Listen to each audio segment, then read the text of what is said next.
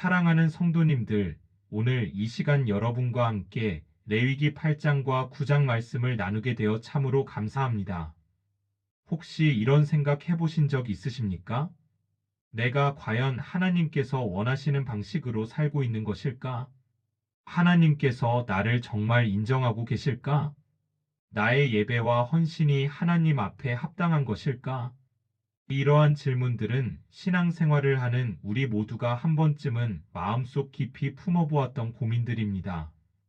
특히 요즘처럼 세상이 빠르게 변하고 수많은 유혹과 시험이 넘쳐나는 시대를 살아가는 우리에게 이러한 질문은 더욱 절실하게 다가옵니다. 어떤 분들은 교회에서 오랜 시간 봉사하고 헌신하면서도 마음 한편에 공허함을 느끼십니다. 또 어떤 분들은 열심히 기도하고 말씀을 읽지만 하나님의 임재를 경험하지 못해 답답함을 느끼십니다. 그런데 말입니다. 사랑하는 믿음의 가족 여러분. 오늘 우리가 함께 살펴볼 레위기 8장과 9장 말씀 속에는 이러한 우리의 고민에 대한 명확한 답이 담겨 있습니다. 이 말씀은 단순히 옛날 이스라엘 백성들의 제사의식을 기록한 역사적 문서가 아닙니다. 이것은 하나님께서 어떤 방식으로 우리를 거룩하게 만드시고 어떻게 우리가 하나님께 나아갈 수 있는지를 보여주시는 영적 청사진입니다. 레위기 8장은 아론과 그의 아들들이 제사장으로 임직되는 장면을 생생하게 그려냅니다. 그리고 9장은 그들이 처음으로 제사장의 직무를 수행하며 하나님의 영광을 경험하는 감동적인 순간을 담고 있습니다. 이 두 장은 단순한 의식의 기록이 아니라 하나님과의 관계 회복, 거룩한 삶의 원리, 그리고 하나님께서 인정하시는 예배가 무엇인지를 우리에게 명확하게 가르쳐 줍니다. 오늘 이 시간 저는 여러분과 함께 네 가지 중요한 원리를 살펴보려고 합니다. 첫 번째로 하나님께서 정하신 방법대로 순종하는 것의 중요성을 배우게 될 것입니다. 두 번째로 철저한 정결함과 거룩함이 왜 필요한지를 깨닫게 될 것입니다. 세 번째로 중보자의 역할과 그 귀중함을 이해하게 될 것입니다. 그리고 네 번째로 하나님의 영광이 임하는 진정한 예배가 무엇인지를 발견하게 될 것입니다. 이 네 가지 원리는 여러분의 신앙생활을 완전히 새롭게 변화시킬 것입니다. 그러니 편안한 마음으로, 그러나 열린 영으로 이 말씀을 받으시기 바랍니다. 자, 그럼 지금부터 함께 레위기 8장과 9장의 놀라운 진리 속으로 들어가 보겠습니다. 첫 번째로 말씀드리고 싶은 것은 하나님께서 정하신 방법대로 순종하는 것의 절대적 중요성입니다. 레위기 8장을 읽어보면 한 가지 특징이 반복해서 나타나는 것을 발견할 수 있습니다. 여호와께서 모세에게 명령하신 대로, 여호와께서 모세에게 명령하신 것과 같이라는 표현이 계속해서 등장합니다. 실제로 레위기 8장에서만 이러한 표현이 무려 9번이나 반복됩니다. 이것은 무엇을 의미하는 것일까요? 이것은 하나님께서 우리에게 원하시는 것이 단순히 열심만이 아니라는 것을 보여줍니다. 하나님께서는 우리가 당신이 정하신 방법대로 당신의 말씀에 순종하여 나아오기를 원하십니다. 레위기 8장 5절을 보시면 이렇게 기록되어 있습니다. 모세가 회중에게 이르되 여호와께서 행하라고 명령하신 것이 이러하니라. 모세는 자신의 생각이나 판단으로 제사장 임직식을 진행하지 않았습니다. 그는 철저하게 하나님께서 명령하신 그대로를 따랐습니다. 왜 이것이 그토록 중요한 것일까요? 우리가 살고 있는 현대 한국 사회를 한번 생각해 보십시오.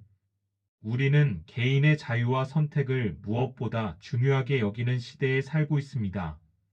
나는 이렇게 생각해, 나는 이 방법이 더 좋아라는 식의 사고방식이 당연하게 받아들여지는 시대입니다. 그리고 이러한 사고방식이 교회 안으로도 스며들어 왔습니다. 어떤 분들은 중요한 건 마음 아닙니까? 형식이 뭐가 중요합니까? 라고 말씀하십니다. 또 어떤 분들은 시대가 변했는데 옛날 방식을 고집할 필요가 있습니까? 라고 반문하십니다.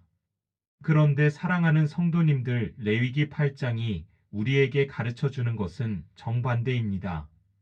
하나님께서는 당신이 정하신 방법을 존중하기를 원하십니다. 이것은 하나님께서 융통성이 없으시거나 권위적이시기 때문이 아닙니다.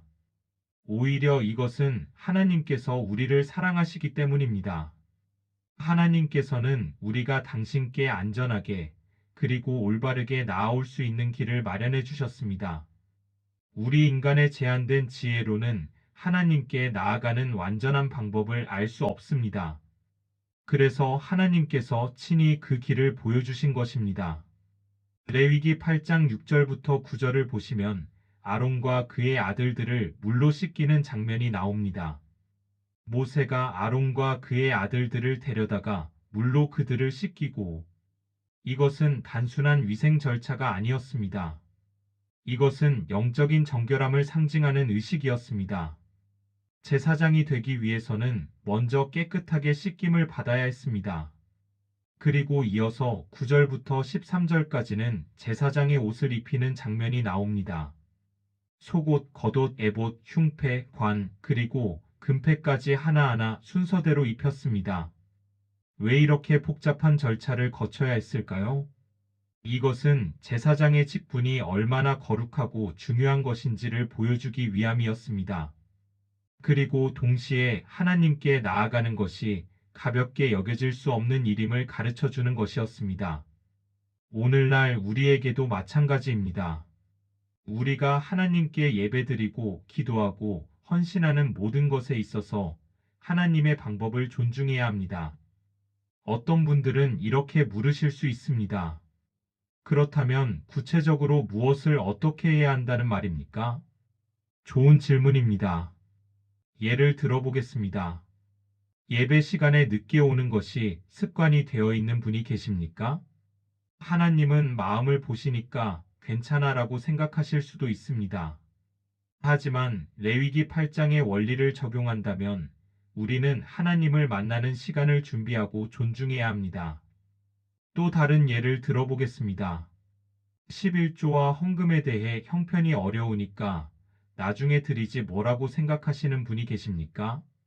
하나님께서는 우리가 당신의 방법대로 드리기를 원하십니다. 말라기 3장 10절에서는 이렇게 말씀하십니다. 너희의 온전한 11조를 창고에 들여 나의 집에 양식이 있게 하고 그것으로 나를 시험하여 내가 하늘 문을 열고 너희에게 복을 쌓을 곳이 없도록 붙지 아니하나 보라.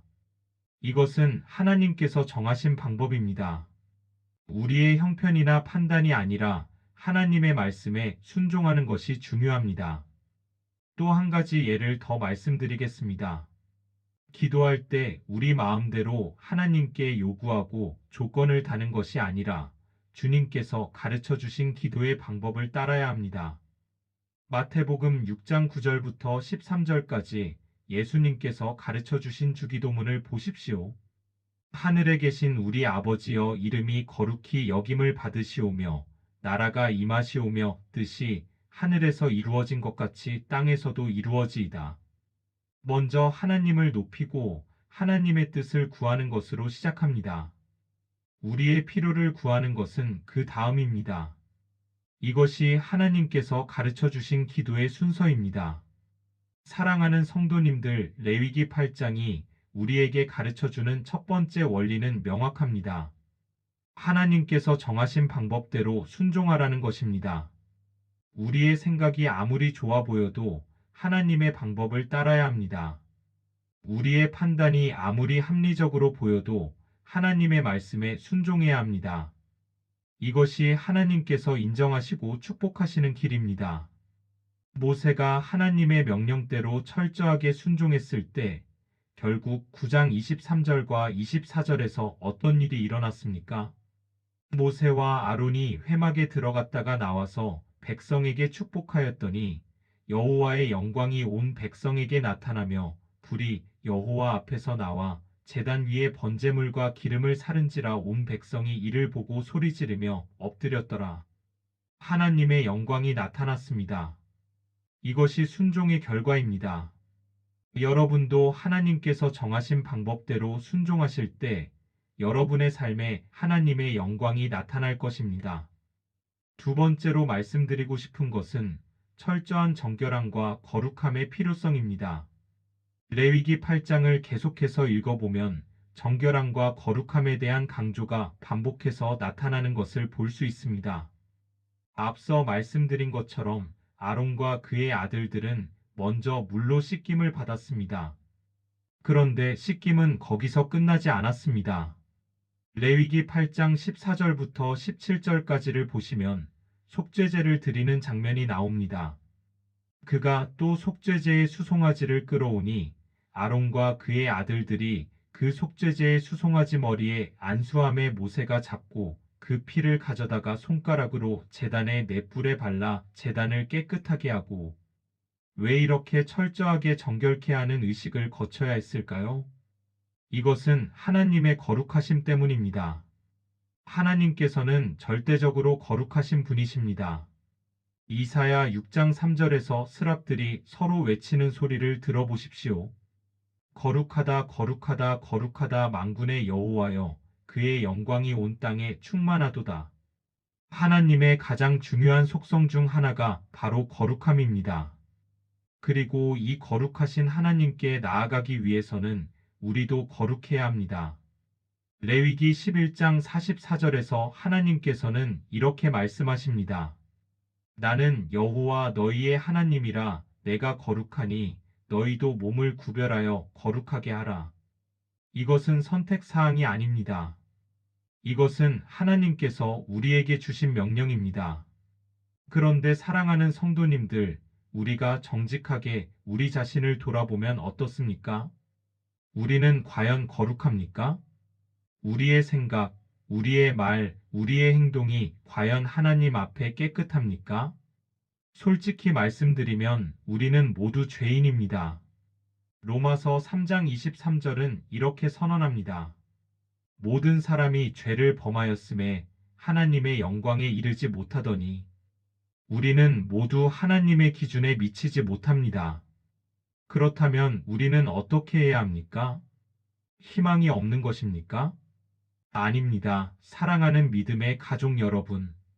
바로 이것이 레위기 8장의 속죄제가 가르쳐주는 놀라운 진리입니다. 속죄제는 우리의 죄를 깨끗하게 하시고 우리를 거룩하게 만드시는 하나님의 은혜를 보여줍니다. 물론 구약시대의 짐승의 피는 완전한 속죄를 이룰 수 없었습니다. 히브리서 10장 4절은 이렇게 말합니다. 이는 황소와 염소의 피가 능히 죄를 없이 하지 못함이라. 그런데 이 불완전한 제사는 무엇을 가리키는 것이었습니까? 바로 예수 그리스도의 십자가를 가리키는 것이었습니다. 요한복음 1장 29절을 보십시오. 이튿날 요한이 예수께서 자기에게 나아오심을 보고 이르되 보라, 세상 죄를 지고 가는 하나님의 어린 양이로다.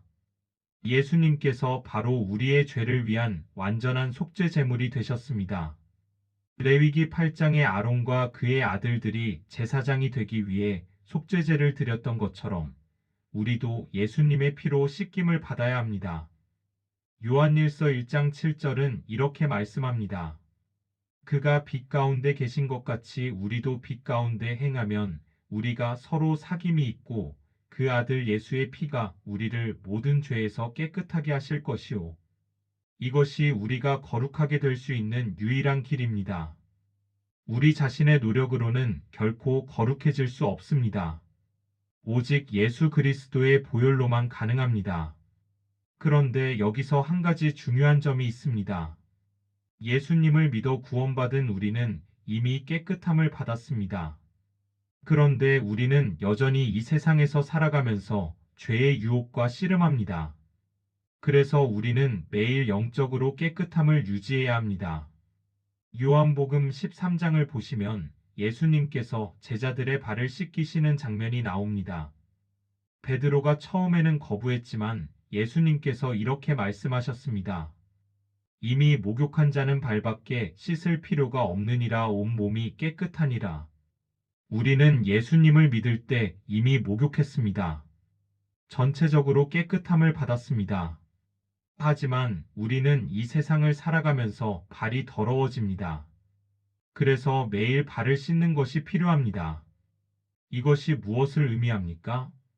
이것은 매일 회개하고 하나님의 말씀으로 우리 자신을 점검하고 성령님의 인도하심을 따라 사는 것을 의미합니다. 에베소서 5장 26절은 이렇게 말씀합니다.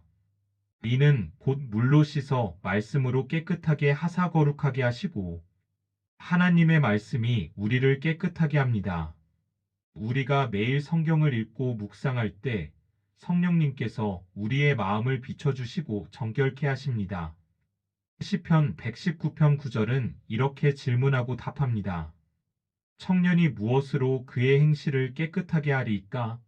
주의 말씀만 지킬 따름이니이다. 사랑하는 성도님들, 구체적으로 어떻게 적용할 수 있을까요? 첫째로 매일 조용한 시간을 가지고 하나님 앞에 나아가십시오. 그리고 성령님께서 여러분의 마음을 비춰주시도록 기도하십시오. 하나님, 제 안에 정결하지 못한 것이 있습니까? 제가 회개해야 할 것이 있습니까? 둘째로 하나님의 말씀을 매일 읽으십시오. 말씀이 거울과 같아서 우리의 모습을 비춰줍니다. 야고보서 1장 23절부터 25절까지를 보십시오.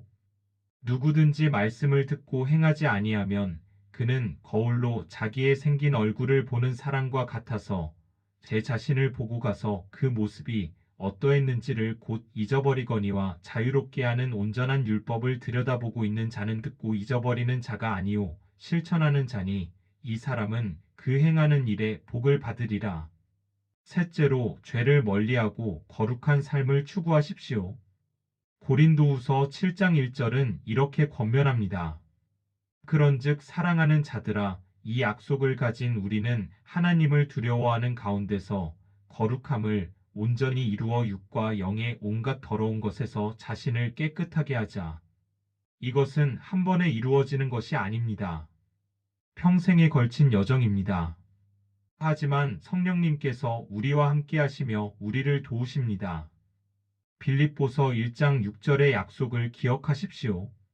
너희 안에서 착한 일을 시작하신 이가 그리스도 예수의 날까지 이루실 줄을 우리는 확신하노라. 넷째로 성령님의 충만함을 날마다 구하십시오. 에베소서 5장 18절은 이렇게 명령합니다. 술 취하지 말라 이는 방탕한 것이니 오직 성령으로 충만함을 받으라. 성령님께서 우리를 채우실 때 우리는 거룩한 삶을 살 수 있는 능력을 얻습니다. 다섯째로 나쁜 습관과 환경을 피하십시오. 우리가 아무리 거룩해지려고 노력해도 계속해서 죄의 유혹에 자신을 노출시킨다면 실패할 수밖에 없습니다.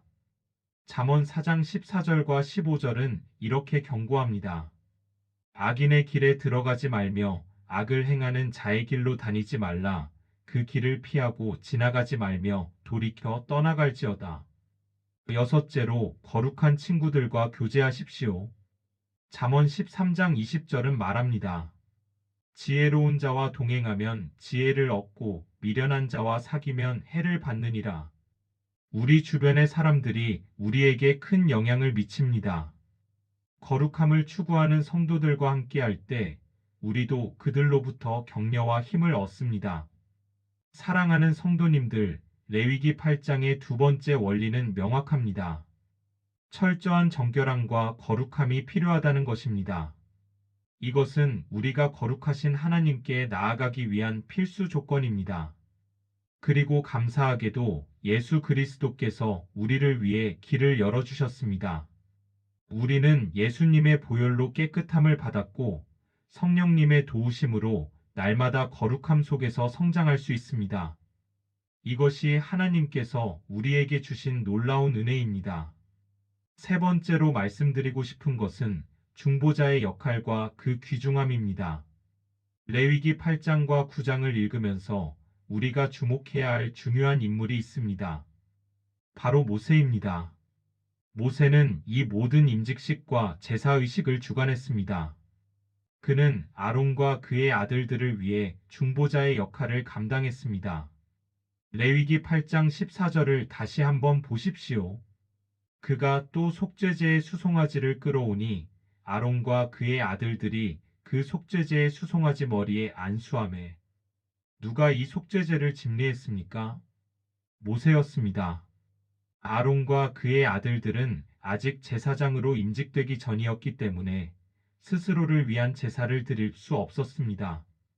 그들에게는 중보자가 필요했습니다.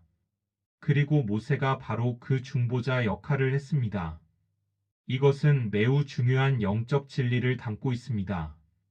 우리 인간은 스스로 하나님께 나아갈 수 없습니다. 우리에게는 중보자가 필요합니다. 구약시대에는 제사장들이 백성들을 위한 중보자였습니다. 그들은 백성들을 대신하여 하나님께 제사를 드렸습니다. 그들은 백성들을 위해 기도했습니다. 하지만 구약의 제사장들도 불완전했습니다.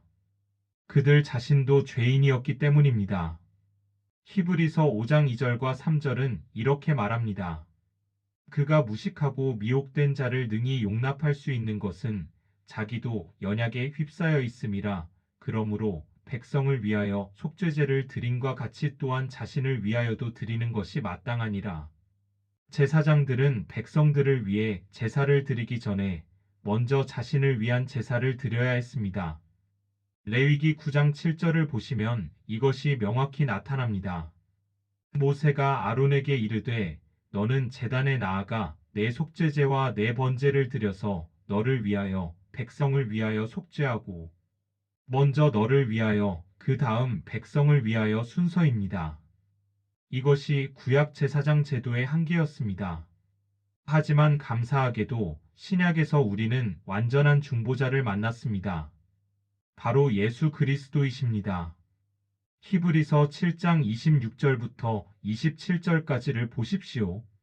이러한 대제사장은 우리에게 합당하니 거룩하고 악이 없고 더러움이 없고 죄인에게서 떠나 계시고 하늘보다 높이 되시니라.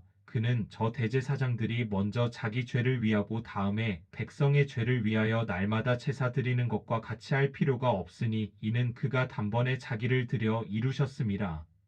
예수님께서는 죄가 없으신 분이셨기에 자신을 위한 제사를 드릴 필요가 없으셨습니다. 그리고 그분께서는 단번에 자신을 드려 완전한 속죄를 이루셨습니다. 디모데전서 2장 5절은 이렇게 선언합니다. 하나님은 한 분이시오 또 하나님과 사람 사이의 중보자도 한 분이시니 곧 사람이신 그리스도 예수라. 예수님께서는 우리를 위한 유일하고 완전한 중보자이십니다. 그분은 하나님이시면서 동시에 사람이 되셨습니다. 그래서 그분은 하나님과 우리 사이를 완벽하게 연결하실 수 있습니다. 요한복음 14장 6절에서 예수님께서는 이렇게 말씀하셨습니다. 내가 곧 길이요 진리요 생명이니 나로 말미암지 않고는 아버지께로 올 자가 없느니라. 예수님을 통하지 않고는 아무도 하나님 아버지께 나아갈 수 없습니다. 이것은 배타적으로 들릴 수 있지만 실제로는 엄청난 은혜입니다. 왜냐하면 예수님께서 그 길을 우리를 위해 열어주셨기 때문입니다. 요한복음 10장 9절에서 예수님께서는 이렇게 말씀하셨습니다. 내가 문이니 누구든지 나로 말미암아 들어가면 구원을 받고 또는 들어가며 나오며 꼴을 얻으리라. 예수님께서는 우리가 하나님께 나아갈 수 있는 문이십니다. 그리고 히브리서 4장 14절부터 16절까지는 이렇게 말씀합니다. 그러므로 우리에게 큰 대제사장이 계시니 승천하신 이곳 하나님의 아들 예수시라. 우리가 믿는 도리를 굳게 잡을지어다. 우리에게 있는 대제사장은 우리의 연약함을 동정하지 못하실 리가 아니요 모든 일에 우리와 똑같이 시험을 받으신 이로되 죄는 없으시니라. 그러므로 우리는 긍휼하심을 받고 때를 따라 돕는 은혜를 얻기 위하여 은혜의 보좌 앞에 담대히 나아갈 것이니라. 예수님께서는 우리의 연약함을 이해하십니다.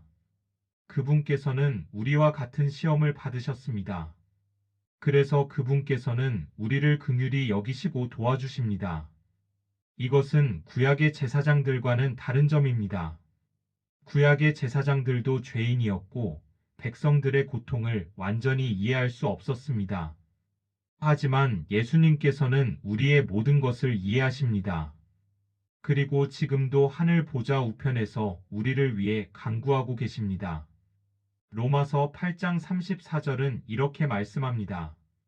누가 정죄하리요 죽으실 뿐 아니라 다시 살아나신 이는 그리스도 예수시니 그는 하나님 우편에 계신 자요 우리를 위하여 간구하시는 자신이라. 사랑하는 성도님들, 이것이 얼마나 놀라운 은혜입니까? 우리가 연약할 때, 우리가 실패할 때, 우리가 넘어질 때 예수님께서는 우리를 포기하지 않으십니다. 오히려 그분께서는 우리를 위해 기도하고 계십니다. 요한일서 2장 1절은 이렇게 말씀합니다. 나의 자녀들아, 내가 이것을 너희에게 쓰면 너희로 죄를 범하지 않게 하려 함이라. 만일 누가 죄를 범하여도 아버지 앞에서 우리에게 대언자가 있으니 곧 의로우신 예수 그리스도시라. 우리가 죄를 지었을 때에도 예수님께서는 우리의 대언자가 되어 주십니다. 그분께서는 우리를 변호해 주십니다. 이것이 중보자의 역할입니다. 그렇다면 우리는 어떻게 해야 합니까? 첫째로 예수님을 우리의 유일한 중보자로 믿고 의지해야 합니다.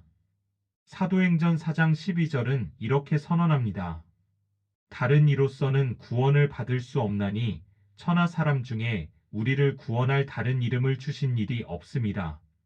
어떤 사람들은 성인들이나 마리아를 통해 하나님께 나아가려고 합니다. 하지만 성경은 명확히 말씀합니다. 오직 예수님만이 우리의 중보자이십니다. 둘째로 예수님의 이름으로 기도해야 합니다. 요한복음 14장 13절과 14절에서 예수님께서는 이렇게 약속하셨습니다. 너희가 내 이름으로 무엇을 구하든지 내가 행하리니 이는 아버지로 하여금 아들로 말미암아 영광을 받으시게 하려 함이라. 내 이름으로 무엇이든지 내게 구하면 내가 행하리라. 우리가 예수님의 이름으로 기도할 때 그것은 단순히 기도 끝에 예수님의 이름으로 기도합니다라는 말을 덧붙이는 것 이상입니다. 그것은 예수님의 권위와 중보를 의지하여 기도하는 것을 의미합니다. 셋째로 우리도 다른 사람들을 위한 중보자의 역할을 감당해야 합니다. 예수님께서 우리를 위한 대제사장이 되신 것처럼 우리도 서로를 위해 기도하는 제사장이 되어야 합니다. 베드로전서 2장 9절은 이렇게 말씀합니다. 그러나 너희는 택하신 족속이요 왕같은 제사장들이요 거룩한 나라요 그의 소유가 된 백성이니 이는 너희를 어두운 데서 불러내어 그의 기이한 빛에 들어가게 하신 이의 아름다운 덕을 선포하게 하려 하심이라. 우리는 왕같은 제사장들입니다. 이것은 우리가 서로를 위해 기도하고 세상을 위해 중보하는 역할을 감당해야 함을 의미합니다. 야고보서 5장 16절은 이렇게 권면합니다. 그러므로 너희 죄를 서로 고백하며 병이 낫기를 위하여 서로 기도하라. 의인의 간구는 역사하는 힘이 큼이니라. 우리가 서로를 위해 기도할 때 놀라운 일들이 일어납니다. 에베소서 6장 18절과 19절에서 바울은 이렇게 부탁합니다. 모든 기도와 간구를 하되 항상 성령 안에서 기도하고 이를 위하여 깨어 구하기를 항상 힘쓰며 여러 성도를 위하여 구하고 또 나를 위하여 구할 것은 내게 말씀을 주사 나로 입을 열어 복음의 비밀을 담대히 알리게 하옵소서 할 것이니. 바울 같은 위대한 사도도 다른 사람들의 중보 기도가 필요했습니다. 하물며 우리는 얼마나 더 서로의 기도가 필요하겠습니까? 사랑하는 성도님들, 오늘부터 실천할 수 있는 것이 있습니다. 여러분의 가족, 친구, 교회 성도들을 위해 매일 중보 기도하십시오. 이름을 적어놓고 그들의 필요를 기억하며 기도하십시오. 이것이 제사장의 직분을 감당하는 것입니다. 레위기 8장과 9장의 세 번째 원리는 이것입니다. 중보자가 필요하며 예수 그리스도께서 우리의 완전한 중보자가 되셨다는 것입니다. 그리고 우리도 서로를 위한 중보자가 되어야 한다는 것입니다. 이것이 하나님께서 우리에게 주신 거룩한 사명입니다. 네 번째로 마지막으로 말씀드리고 싶은 것은 하나님의 영광이 임하는 진정한 예배입니다. 레위기 9장은 아론과 그의 아들들이 처음으로 제사장의 직무를 수행하는 장면을 담고 있습니다. 7일 동안의 임직 기간이 끝나고 드디어 그들이 공식적으로 제사장으로서 첫 제사를 드리는 날이었습니다. 레위기 9장 1절은 이렇게 시작합니다. 여덟째 날에 모세가 아론과 그의 아들들과 이스라엘 장로들을 불러다가 여덟째 날은 새로운 시작을 상징합니다. 성경에서 숫자 8은 종종 새로운 창조, 새 출발을 의미합니다. 아론과 그의 아들들에게 이날은 정말로 새로운 시작이었습니다. 그들은 이제 하나님과 백성 사이를 연결하는 제사장의 직분을 공식적으로 시작하게 되었습니다. 레위기 9장 7절에서 모세는 아론에게 이렇게 말합니다. 모세가 아론에게 이르되 너는 제단에 나아가 내 속죄제와 내 번제를 드려서 너를 위하여 백성을 위하여 속죄하고 또 백성의 헌물을 드려 그들을 위하여 속죄하되 여호와께서 명령하신 대로 하라. 아론은 먼저 자신을 위한 제사를 드렸습니다. 송아지로 속죄제를 드리고 순양으로 번제를 드렸습니다. 그리고 나서 백성들을 위한 제사를 드렸습니다. 염소로 속죄제를, 송아지와 어린 양으로 번제를, 소와 순양으로 화목제를 드렸습니다. 모든 과정이 철저하게 하나님께서 명령하신 대로 이루어졌습니다. 그리고 레위기 9장 22절과 23절에서 결정적인 순간이 옵니다. 아론이 백성을 위하여 손을 들어 축복함으로 속죄제와 번제와 화목제를 마치고 내려오니라. 모세와 아론이 회막에 들어갔다가 나와서 백성에게 축복하였더니 여호와의 영광이 온 백성에게 나타나며 여기서 주목해야 할 것은 순서입니다. 아론이 제사를 드렸습니다. 모세와 아론이 회막에 들어갔다가 나와서 백성에게 축복했습니다. 그리고 나서 무슨 일이 일어났습니까? 여호와의 영광이 온 백성에게 나타나며 하나님의 영광이 나타났습니다. 레위기 9장 24절은 계속됩니다. 불이 여호와 앞에서 나와 제단 위에 번제물과 기름을 사른지라 온 백성이 이를 보고 소리지르며 엎드렸더라. 하늘에서 불이 내려와 제단 위에 제물을 태웠습니다. 이것은 하나님께서 그들의 예배를 받으셨다는 표시였습니다. 백성들은 이 놀라운 광경을 보고 소리 지르며 엎드려 경배했습니다. 사랑하는 성도님들, 이것이 진정한 예배입니다. 하나님의 영광이 임하는 예배입니다. 하나님께서 인정하시고 받으시는 예배입니다. 그렇다면 오늘날 우리의 예배는 어떻습니까? 우리의 예배에 하나님의 영광이 나타나고 있습니까? 우리는 예배 후에 변화되고 있습니까? 요한복음 4장 23절과 24절에서 예수님께서는 이렇게 말씀하셨습니다. 아버지께 참되게 예배하는 자들은 영과 진리로 예배할 때가 오나니 곧 이때라. 아버지께서는 자기에게 이렇게 예배하는 자들을 찾으시느니라. 하나님은 영이시니 예배하는 자가 영과 진리로 예배할지니라. 하나님께서는 영과 진리로 드리는 예배를 찾으십니다. 영으로 드린다는 것은 무슨 의미입니까? 이것은 형식이나 의식만이 아니라 우리의 마음과 영혼을 다해 드리는 것을 의미합니다. 진리로 드린다는 것은 무슨 의미입니까? 이것은 하나님의 말씀에 근거하여 하나님께서 원하시는 방식대로 드리는 것을 의미합니다. 레위기 9장의 예배가 하나님의 영광을 이끌어낸 이유가 무엇이었습니까? 첫째, 그들은 하나님께서 명령하신 대로 철저하게 순종했습니다. 둘째, 그들은 먼저 자신을 정결케 하고 거룩하게 했습니다. 셋째, 그들은 진실한 마음으로 드렸습니다. 넷째, 그들은 하나님의 임재를 간절히 사모했습니다. 오늘날 우리의 예배도 마찬가지입니다. 우리가 하나님의 영광을 경험하기 원한다면 우리의 예배가 이러한 요소들을 담고 있어야 합니다.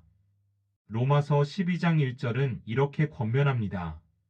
그러므로 형제들아 내가 하나님의 모든 자비하심으로 너희를 권하노니 너희 몸을 하나님이 기뻐하시는 거룩한 산 제물로 드리라. 이는 너희가 드릴 영적 예배니라.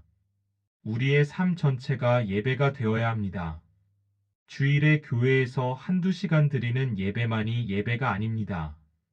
우리의 일상, 우리의 직장 생활, 우리의 가정 생활, 모든 것이 하나님께 드리는 예배가 되어야 합니다.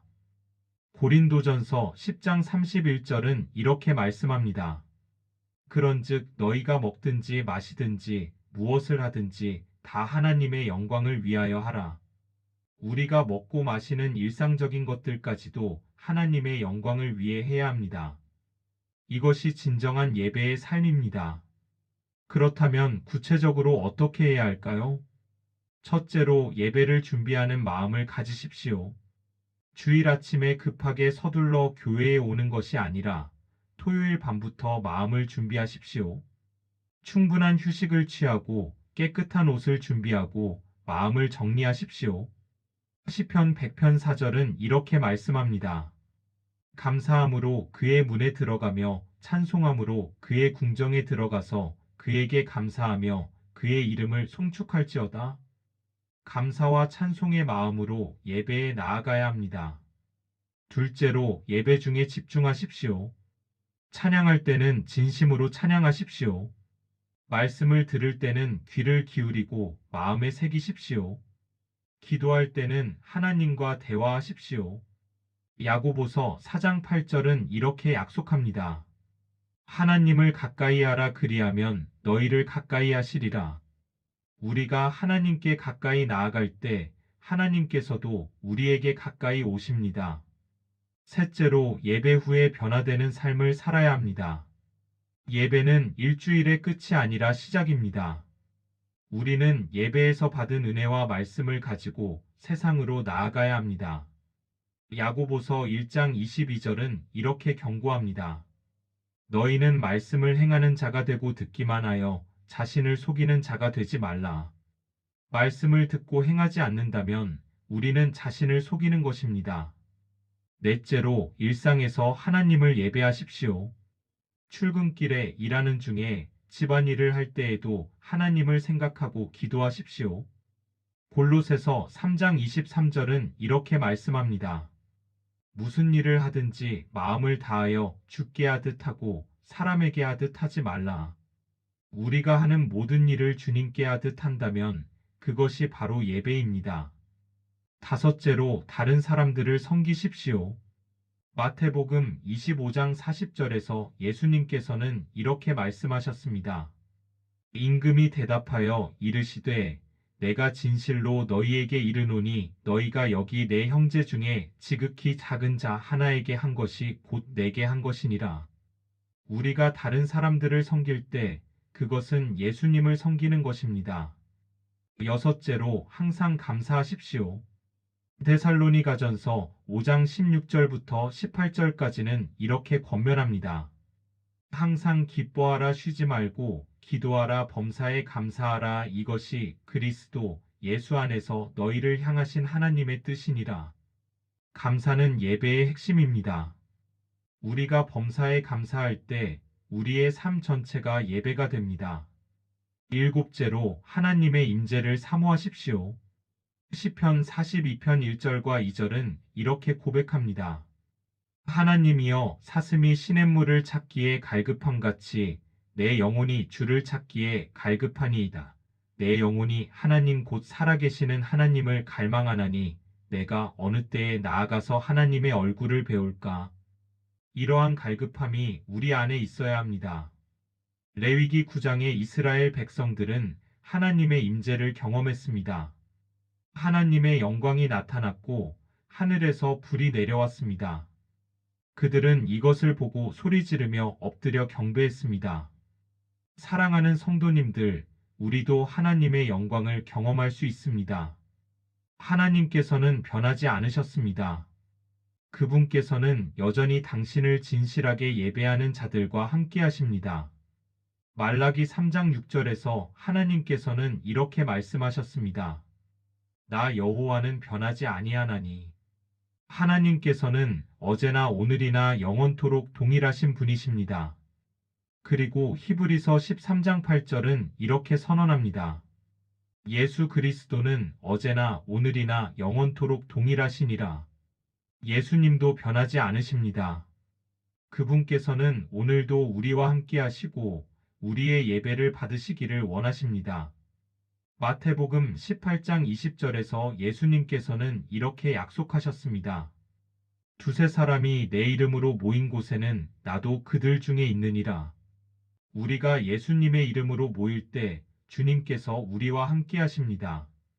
우리가 진실한 마음으로 예배드릴 때 주님께서 우리에게 임재하십니다.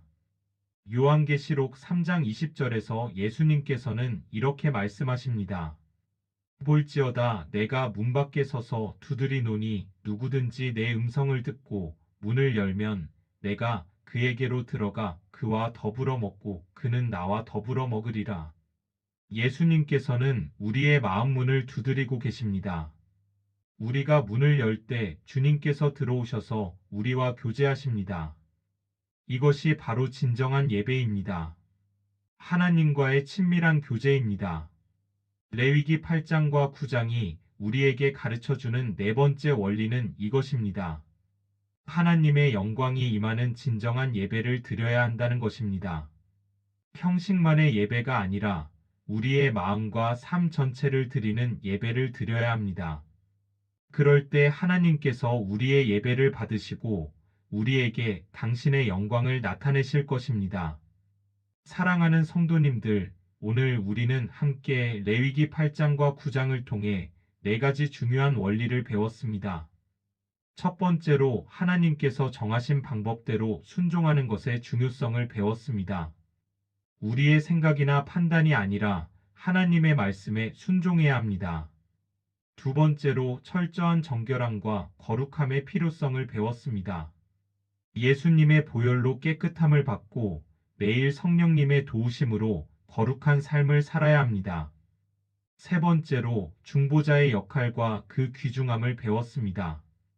예수 그리스도께서 우리의 완전한 중보자가 되셨고 우리도 서로를 위한 중보자가 되어야 합니다.